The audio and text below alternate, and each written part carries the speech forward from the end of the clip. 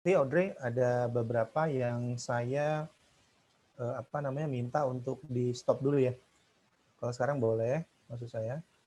Tapi nanti ada beberapa yang saya minta untuk di stop karena rahasia gitu. Karena rahasia.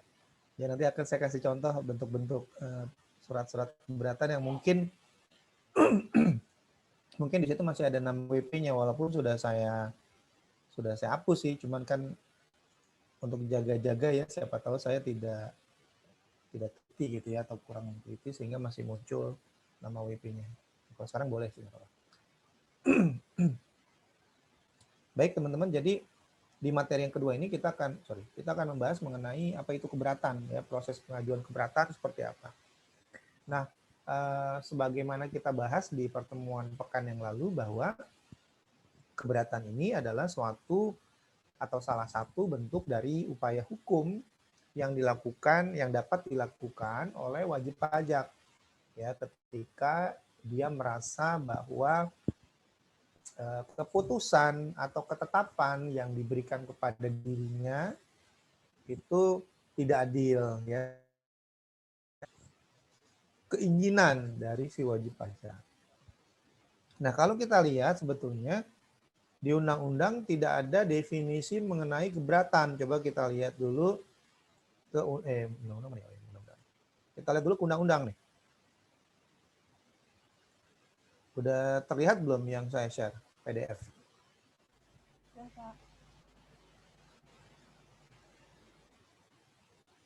Ya ini kalau lagi nyalain Zoom semuanya jadi terasa lemot ya. Jadi buka file itu lama gitu. Nah, ini kalau kita lihat, ini kan di pasal 1 Undang-Undang KUP ya. Nah, ini kalau di pasal 1 Undang-Undang KUP ya. Ini di sini tidak ada, sorry kepencet videonya malah nggak ada. Ini tidak kita temukan definisi dari keberatan. Yang ada di sini di angka 27 definisi, angka 25 definisi pemeriksaan. Pemeriksaan adalah bla bla bla, bukti permulaan bla bla bla. Penanggung pajak ada definisinya. Nomor 29 pembukuan ada, penelitian ada, penyidikan ada gitu ya. Surat keputusan keberatan ada, tapi keberatannya nggak ada. Ya. Kalau kita lihat di KUP, ini bukan kata saya, kata Undang-Undang KUP. Ini adanya definisi mengenai surat keputusan keberatan. Tapi surat keberatan itu apa? Definisinya kita tidak melihat ya.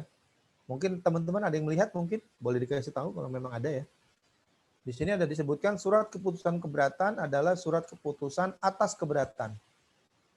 Ya, atas keberatan terhadap surat ketetapan pajak atau terhadap output oleh pihak ketiga yang diajukan oleh wajib pajak.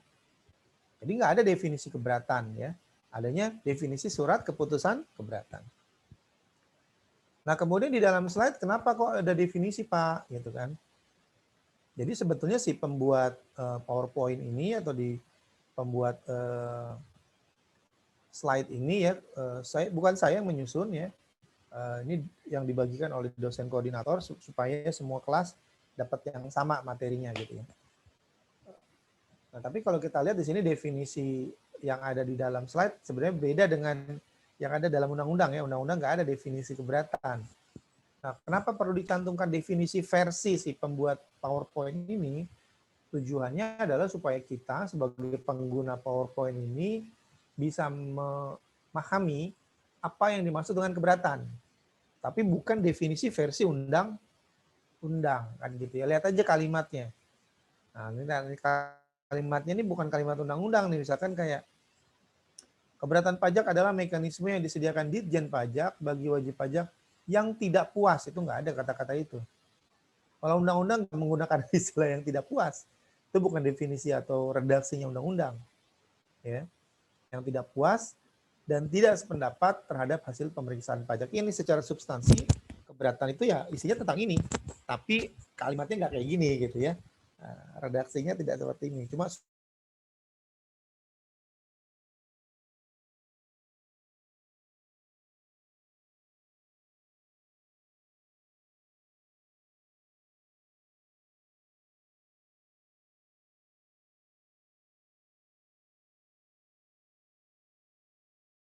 potongan pajak yang diputuskan petugas pemeriksa. Nah, ini definisi ala atau versi si pembuat PowerPoint ya. Ini nggak ada di undang-undang. Nah, jadi semata-mata hanya untuk memberikan pemahaman kepada kita. Oke. Nah, sekarang kita lihat dasar hukum. Teman-teman sebenarnya sudah belajar nih sebagian nih kan, KUP udah dipelajari ya. Ya kan? KUP kan udah dipelajari nih. Ini mata kuliah upaya hukum perpajakan ini lebih kepada nanti teknisnya, bukan aturan, bukan hanya sekedar bahas aturan atau undang-undang aja, tapi nanti teknisnya gimana sih gitu. Yang pertama pasti dasar hukum dari keberatan adalah undang-undang KUP sebagai undang-undang formil, undang-undang prosedur, undang-undang yang mengatur tentang cara bagaimana. Nah, itu undang-undang KUP. Yang kedua, PMK nomor 202 ya tahun 2015 tentang tata cara pengajuan dan penyelesaian keberatan. Ini merupakan penyempurnaan dari PMK nomor 9 tahun 2013. Sebenarnya penyebutannya salah nih, bukan gini. Harusnya dasar hukumnya yang kedua adalah Peraturan Menteri Keuangan nomor 9 garing PMK 03 garing 2013 bagaimana telah diubah dengan gitu harusnya ya. Harusnya gitu ya. Tapi nggak apa-apa, ini hanya teknis saja. Nah, di dalam PMK ini sebetulnya nggak banyak berubah dari 202 ke merubah PMK nomor 9. Dia hanya merubah, kalau saya tidak salah, 2 pasal. Nanti kita cek sama-sama. Pasal 2 dan pasal 17 kalau saya tidak salah. Yang lainnya sama. Yang lainnya masih mengacu ke PMK nomor 9 tahun 2013. Lampiran-lampirannya pun masih mengacu ke PMK yang tahun 2013. Jadi PMK 2015 ini cuma merevisi 2 pasal atau beberapa pasal saja ya. Oke, yang ketiga, Surat Edaran Dirjen Pajak nomor 11 tahun 2014 tentang bla bla bla. Nah, sebenarnya kalau kita belajar tentang tata urutan peraturan perundang-undangan, surat edaran itu bukan merupakan dasar hukum sebetulnya. Ini penting nih. Ya, saya masih berasumsi Anda adalah calon fiskus semuanya. Walaupun kita nggak tahu tahun depan Anda tahun ini ya. Tahun ini Anda akan ditempatkan di mana, tapi saya masih berasumsi dan berdoa tentunya semoga teman-teman ditempatkan di DJP. Itu doa dan harapan ya. Nah, mudah-mudahan bukan PHP lah. Intinya asumsi saya Anda adalah calon fiskus. Sebagai calon fiskus, Anda harus tahu yang mana yang dasar hukum, yang mana yang bukan. Kalau dasar hukum dari kacamata orang awam, surat edaran ini dasar hukum. Tapi kalau dari kacamata peraturan perundang-undangan, surat edaran ini bukan dasar hukum. Karena di undang-undang tentang undang-undangnya saya nomornya nomor 10 tahun 2014, terus direvisi dengan undang-undang nomor 12 tahun 2011, terus diubah lagi. Jadi nomor berapa, tahun berapa, saya lupa, mohon maaf ya. Jadi udah 2 kali perubahan tentang tata cara pembentukan peraturan perundang-undangan. Jadi undang-undangnya judulnya itu tentang pembentukan peraturan perundang-undangan. Nah, di situ disebutkan bahwa dasar hukum yang bisa mengikat atau binding ke semua pihak itu minimal, kalau di kita ya, kalau kita ngomongin pajak, itu minimal di level peraturan Menteri Keuangan. Jadi dasar hukum itu sebetulnya kalau di bidang perpajakan itu mulai dari UU ya, undang-undang, ini error nih sebentar. Nah, ya. Loh, kok nggak keluar nih. Iya, geser lagi. Ini kenapa ya nggak bisa? Jadi undang-undang kan gitu. Terus kenapa ya kalau nggak mau dipakai nulis? Kemudian ke PP kan gitu ya. Jadi saya pakai mouse nulisnya. Kemudian mungkin nanti ada PMK. Nah, mungkin di sini ada Perpu ya. Mungkin di sini ada Perpu. Enggak aneh ini nulis. Ini saya nggak mau dipakai nulis nih. Apa namanya? Style saya nggak mau dipakai buat nulis. Perpu. Ya. Jadi yang membinding ini sampai di level ini doang nih yang paling rendah. Bagaimana dengan Perdirjen? Ya, Perdirjen sampai ke bawah itu tidak mengikat wajib pajak. Perdirjen itu hanya mengikat petugas pajak. Sebetulnya. Walaupun ada Dirjen yang kadang-kadang diikuti juga oleh wajib pajak. Surat edaran apa? Apalagi surat edaran itu dia tidak mengatur sesuatu yang baru, dia hanya menjelaskan secara gamblang atau menggunakan bahasa yang lebih gamblang, bahasa yang lebih mudah dipahami. Itu SE. Ya. Jadi peraturan atau dasar hukum yang betul-betul mengikat ya cuma sampai PMK doang sebetulnya. Ya, namun memang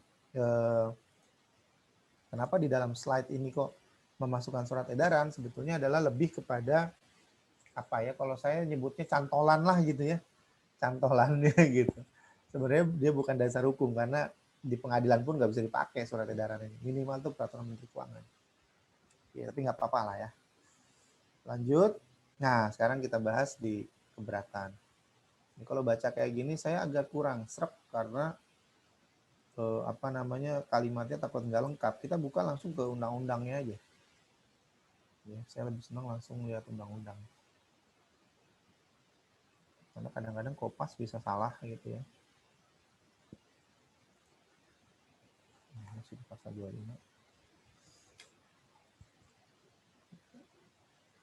Ini kalau lagi Zoom, buka file lama banget semuanya. Harus banyak-banyak bersabar nih. Oke, ini udah kelewatan. Nah, ini. Bisa dilihat ya, teman-teman ya. Nah, di pasal 25. Nah, pasal 25. Nah, sekarang saya minta bantuan dari siapa ya? Arsita Putri Aziz. Nah, tolong dibaca dong, yang lain simak ya. Pasal 25 ayat 1 mohon dibaca dong. Arsita Putri Aziz ada? Halo? Arsita Putri Aziz ada? Di sini sih nggak ada gambarnya kalau di saya. Saya nggak tahu di teman-teman. Ada nggak nih Arsita Putri Aziz? Halo? Nggak ada ya? Halo Arsita, kalau ada di situ tolong dijawab. Kalau nggak lewat chat. Oke, nggak ada deh. Mungkin lagi ke toilet kali ya. Amalia. Silakan. Amalia ada ya? Amalia mohon dibacakan dong Amalia. Saya itu di bawahnya kalian ada. Ya? Wajib pajak dapat mengajukan keberatan hanya kepada Direktur Jenderal Pajak atas suatu surat ketetapan pajak. Itu ada suara siapa ya? Bentar. Iya Pak, saya Arsita. Iya Arsita deh, Arsita. Oke. Arsita, ya mohon maaf Amalia, Arsita ini udah ada. Arsita mohon dibaca pasal 25 ayat 1. Pasal 25 ayat 1, wajib pajak dapat mengajukan keberatan hanya kepada Direktur Jenderal Pajak atas suatu surat ketetapan pajak kurang bayar, surat ketetapan pajak kurang bayar tambahan, surat ketetapan pajak nihil, surat ketetapan pajak lebih bayar, atau pemotongan atau pemungutan pajak oleh pihak ketiga berdasarkan ketentuan peraturan perundang-undangan perpajakan. Ya, makasih. Nah, jadi ya, teman-teman ya, makasih ya, Arsita. Pasal 25 ini cerita semua permohonan keberatan apapun itu ditujukannya kepada Dirjen Pajak. Walaupun nanti dalam teknis pelaksanaannya ada pelimpahan wewenang. Ya, ada pelimpahan wewenang. Jadi mau pemeriksaan kayak, mau keberatan kayak, penerbitan NPWP semuanya itu di Dirjen Pajak sebetulnya. Tapi nanti dalam teknisnya nggak mungkin seorang Dirjen Pajak melayani semua hal. Makanya nanti ada pendelegasian ke Kanwil, ada ke Direktur, ada ke Kepala KPP, Kepala KP2KP, ada pelimpahan kewenangan. Ya, tapi semuanya sebenarnya atas nama Dirjen Pajak. Itu ya, supaya kita nggak bingung. Kok ini ke Kanwil, apa ke Dirjen ya? Gitu. Ya semuanya ke Dirjen, cuma pelimpahan kewenangannya nanti ada ke Kanwil, ada ke KPP, dan seterusnya. Oke, nah ini pasal 25. Ingat ketika dulu kita belajar KUP, mungkin teman-teman, selain baca undang-undang, kita itu diharapkan juga paham apa yang tercantum dalam undang-undang tersebut yang tidak masuk dalam pasal atau batang tubuh, tapi dia muncul di penjelasan. Nah, ini penting nih. Jadi baca penjelasannya, tolong oleh tadi Amalia ya. Amalia udah ada ya? Amalia ada? Ada, Pak. Amalia, mohon bacakan penjelasan pasal 25 ayat 1. Ini pasal penjelasannya. Baik, Pak. Penjelasan pasal 25 ayat 1. Apabila wajib pajak berpendapat bahwa jumlah rugi, jumlah pajak, dan pemotongan atau pemungutan pajak tidak sebagaimana mestinya, wajib pajak dapat mengajukan keberatan hanya kepada Direktur Jenderal Pajak. Keberatan yang diajukan adalah mengenai materi atau isi dari ketetapan pajak, yaitu jumlah rugi berdasarkan ketentuan peraturan perundang-undangan perpajakan, jumlah besarnya pajak atau pemotongan atau pemungutan pajak. Yang dimaksud dengan suatu pada ayat 1 ini adalah satu keberatan harus diajukan terhadap satu jenis pajak dan satu masa pajak atau tahun pajak. Sebagai contoh, keberatan atas ketetapan pajak penghasilan tahun pajak 2008 dan tahun pajak 2009 harus diajukan masing-masing dalam satu surat keberatan tersendiri. Untuk 2 tahun pajak tersebut harus diajukan 2 buah surat keberatan. Ya, terima kasih Amalia. Nah, jadi teman-teman dari penjelasan pasal 25 ini kita dapat info kan bahwa keberatan itu pertama diajukan hanya kepada Dirjen, ya, nanti ke Kanwil KPP itu kan teknisnya. Kemudian yang diajukan apa di sini disebutkan ya, hanya atau berupa materi. Nah, ini ya. Ini yang kita bahas di pertemuan pertama, bahwa keberatan itu adalah yang dipermasalahkan substansinya. Bukan ini yang tanda tangannya kok kepala KPP-nya udah pensiun, itu bukan itu gitu ya. Itu yang lain. Ini lebih ke isi atau materinya. Oh, pemeriksaannya kayaknya kurang keren, nggak rapi. Bukan itu. Saya mengajukan keberatan karena pemeriksaannya adabnya kurang bagus. Enggak, bukan di situ. Yang diomongin tentang isinya. Hitung-hitungan pajaknya gitu ya kira-kira ya. Dasar hukum pajaknya apa yang digunakan dan seterusnya. Dan satu pengajuan keberatan itu hanya untuk satu jenis pajak dan satu masa pajak atau tahun pajak. Jadi nggak bisa. Saya mau mengajukan keberatan untuk PPH, PPN, POTPUT untuk 5 tahun pajak, itu nggak bisa. Jadi harus jelas kalau PPN masa Januari 2020 atau PPH pasal 22 misalkan ya. PPH pasal 22 jenis pajaknya, masa pajaknya Maret 2021 misalkan. Ya. Jadi satu keberatan untuk satu jenis pajak dan satu masa pajak atau tahun pajak ya. Oke ya, sudah clear ya. Nah, sekarang kita balik lagi ke PowerPoint. Nah, ini ya isinya ya. Nah, kemudian syarat-syarat keberatan. Oke. Kita kembali lagi yang kedua ke undang-undang. Syarat-syarat keberatan ada di ayat 2. Ada di ayat 2 sama ayat 3 nih. Sorry. Nah, sekarang saya minta bantuan untuk membacakan ayat 2 oleh Fadila Sekar Kinasih. Silakan Fadila, mohon dibaca pasal 25 ayat 2. Pasal 25 ayat 2. Keberatan diajukan secara tertulis dalam bahasa Indonesia dengan mengemukakan jumlah pajak yang terutang, jumlah pajak yang dipotong atau dipungut, atau jumlah rugi menurut perhitungan wajib pajak dengan disertai alasan yang menjadi dasar perhitungan. Oke, keberatan diajukan dalam bahasa Indonesia kan gitu ya. Oke, lanjut ke ayat 3 deh biar sekalian. Nanti pas ke penjelasannya. Ayat 3. Keberatan harus diajukan dalam jangka waktu 3 bulan sejak tanggal dikirim surat ketetapan pajak atau sejak tanggal pemotongan atau pemungutan pajak, bagaimana dimaksud pada ayat 1, kecuali apabila wajib pajak dapat menunjukkan bahwa jangka waktu tersebut tidak dapat dipenuhi karena keadaan di luar kekuasaannya. Oke, jadi jangka waktunya tuh 3 bulan sejak tanggal dikirim SKP, ya, atau sejak tanggal potput. Apabila WP dapat, kecuali WP dapat menunjukkan misalkan karena ada bencana alam, ada apa sehingga nyampainya atau apa namanya tidak tepat waktu dan seterusnya ya di luar kekuasaannya, force majeure, nah, itu bisa.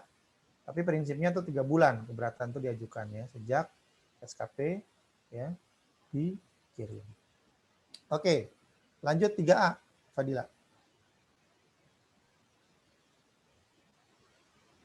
Pasal 3A, dalam hal wajib pajak mengajukan keberatan atas surat ketetapan pajak Wajib pajak wajib melunasi pajak yang masih harus dibayar paling sedikit sejumlah yang telah disetujui wajib pajak dalam pembahasan akhir hasil pemeriksaan sebelum surat keberatan disampaikan. Nah, ini paham nggak nih Fadila nih bacanya nih? Jadi kalau kita baca, membacanya itu bukan kayak baca koran yang ngebut gitu ya. Ini aja ya. Tapi kita membaca itu menyimak gitu ya. Jadi baca undang-undang beda sama kayak baca novel. Harus benar-benar disimak. Karena kalau peraturan itu kata per kata bisa maknanya beda kalau pemenggalan kalimatnya beda seperti yang kita bahas di minggu lalu. Ya. Jadi bacanya pelan-pelan. Dalam hal wajib pajak mengajukan keberatan atas surat ketetapan pajak, wajib pajak wajib. Nah, itu ada penekanannya itu. Jadi kalau baca undang-undang itu ada seninya gitu. Dalam hal wajib pajak mengajukan itu maksudnya bikin bingung. Kita kan lagi mau menyimak ya. Ini bukan menginikan Fadila secara individu enggak. Ini buat saya juga gitu ya. Buat kita semua, ini enggak ngomongin hanya Fadila aja. Dalam hal wajib pajak mengajukan keberatan atas surat ketetapan pajak, wajib pajak wajib. Garis bawahi kata wajib. Kalau wajib ini sesuatu yang kalau dia tidak lakukan ada sanksinya. Itu wajib. Kalau harus itu adalah sebuah prasyarat sebelum kejadian berikutnya terjadi. Contohnya gini. Fadila mengendarai sepeda motor wajib menggunakan helm. Wajib.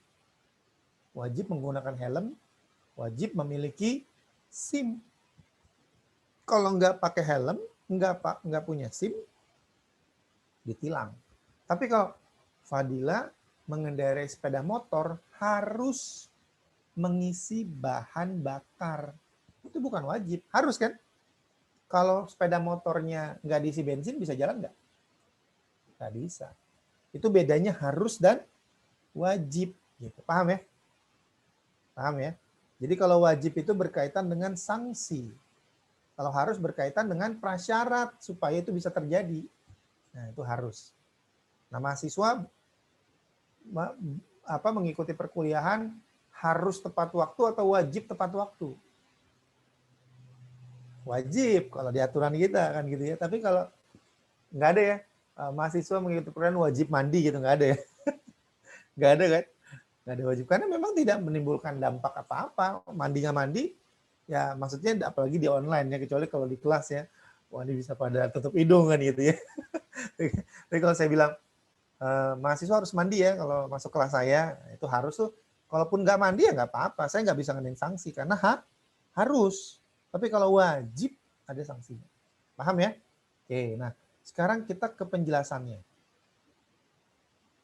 Gitu. Jadi memang ya mau nggak mau nih suka nggak suka yang kayak gini harus kita baca karena ini yang membedakan kita sama teman-teman yang kuliah di fakultas atau di universitas lain.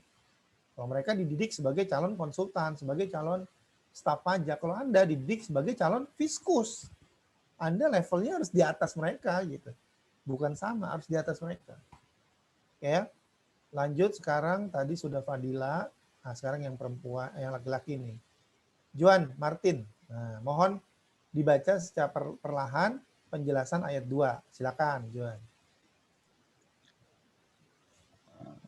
Yang dimaksud dengan alasan yang menjadi dasar perhitungan adalah alasan-alasan yang jelas dan dilampiri dengan fotokopi surat ketetapan pajak, bukti pemungutan, dan bukti pemotongan.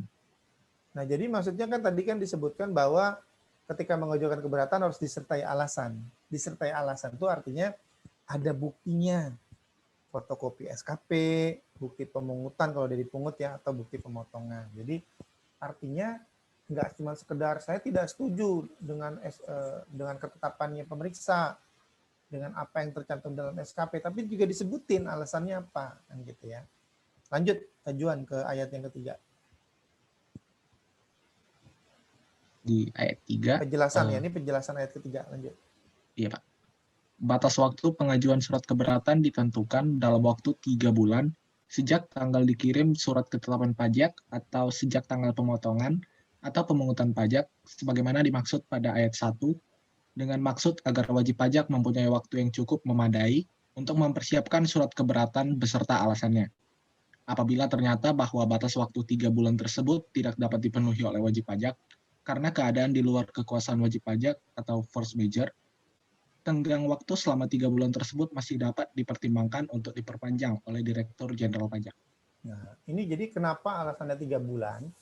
Supaya wajib pajak juga punya waktu untuk nyiapin alasan-alasan, nyiapin dokumen-dokumen, gitu ya. Kalau misalkan bayangkan kalau undang-undang bunyinya pengajuan surat keberatan 1 minggu setelah SKP disampaikan, waduh gitu kan, bisa bingung dia tuh 1 minggu ya, wah pusing gitu ya. Nah maka diberikan waktu 3 bulan dan itu bisa diperpanjang seandainya ada kondisi force majeure. Dalam waktu 3 bulan itu ternyata misalkan, mohon maaf ya, misalnya kebakaran nih, dokumennya hilang atau dibawa kabur oleh pegawainya yang resign misalkan. Itu kan butuh waktu tuh. Itu kan force majeure, kondisi di luar kekuasaannya si WP. Nah, Dirjen Pajak itu masih boleh dengan catatan si WP-nya ngasih tahu dulu. Pak, ini di kantor kami telah terjadi kebakaran misalnya, atau pas saat banjir kemarin hanyut dokumennya misalkan gitu ya. Komputernya apa rusak dan sebagainya, kami harus mencari scratch lagi, kami harus mengumpulkan lagi dari nol kira-kira gitu. Buktinya apa? Ini ada foto kebakaran apa segala macam, itu boleh. Gitu ya. Jadi artinya kita pun berusaha memberikan rasa keadilan gitu. Tidak boleh zolim, serah kamu mau kebakaran, mau banjir, nah itu nggak boleh gitu ya. Nah, kira-kira gitu. Nah lanjut dikit lagi di ayat 3a nih, Juan. Ini naikinnya susah banget nih. Sorry. Nah ini silakan penjelasan ayat 3a. Ketentuan ini maaf Pak. Ketentuan ini mengatur bahwa persyaratan pengajuan keberatan bagi wajib pajak adalah harus melunasi terlebih dahulu sejumlah kewajiban perpajakannya yang telah disetujui wajib pajak pada saat pembayaran akhir hasil pemeriksaan. Pelunasan tersebut harus dilakukan sebelum wajib pajak mengajukan keberatan. Oke, jadi gini. Tadi di ayat 1, ayat 2, ayat 3 itu ngomongin prasyarat-prasyarat kan dalam bahasa Indonesia, ada alasan apa segala macam dalam waktu 3 bulan. Nah, selain itu ada syarat tambahan lain. Syarat tambahan lainnya apa?